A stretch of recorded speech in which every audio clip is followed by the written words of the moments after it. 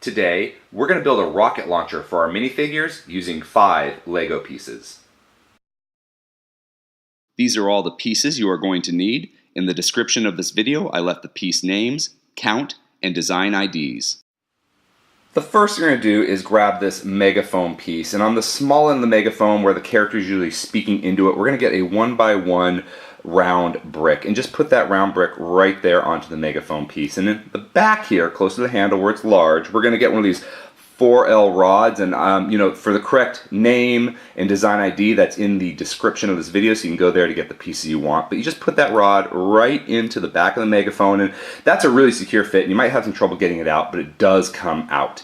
Now to the front of our bazooka here, what we're going to do to make the front of our bazooka, we're going to get a 1x1 cone piece and another one of those rod pieces, and we're going to put the rod piece into the cone like this and push it through so that a little bit of the rod is exposed. And how much you want exposed is really going to be up to your personal preference. I like that much, and what I'm going to do is, now that I've got that rod in the cone, I'm going to put the rod and cone into that round circle brick like this and attach it, and there we have a bazooka for our minifigure.